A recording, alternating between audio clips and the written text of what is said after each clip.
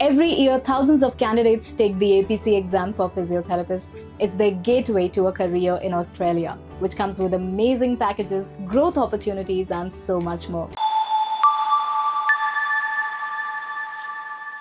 Hello everyone and welcome back to Academically. If you're a physiotherapist dreaming of a career in Australia, you've come to the right place. Today we'll break down the APC exam process for you, from eligibility to documentation and language requirements. So what is the APC exam? It's an assessment for overseas physiotherapists or physiotherapy undergraduates who want to begin their career in Australia.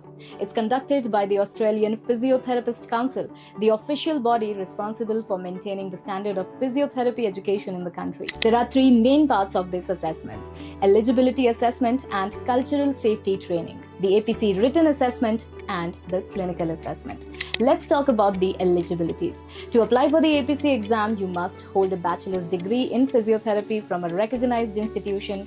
It should include both theory and clinical training, and you need to meet the English language requirements as well. Now let's understand the documentation requirements. When applying to the APC, you'll need to submit the following documents: your physiotherapy degree certificate, academic transcript with subject details, internship or clinical placement proof, a valid passport, a recent resume, and English test results. Also, your proof of work experience if you've got any. You need to make sure that your documents are accurate. Also, translate them to English if they are originally in some other language. Now let's talk about English proficiency, because this is very, very important. You must prove that you can communicate effectively in clinical settings. The APC would accept these tests: IELTS Academic with a minimum score of 7, OET with a minimum score of B, and PTE Academic with an overall score of 65.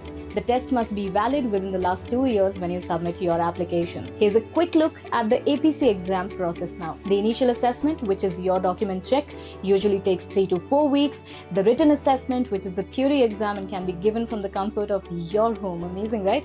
And then you receive the interim certificate, which is valid for 2 years. And finally, the clinical assessment, which is the practical exam to test your real-world skills. Once you pass, you can register with the APHRA and apply for skilled migration visas like 189 or 491. Here's a tip: you can start preparing your documents early, especially your transcripts and the internship details, because they often take the most time to collect.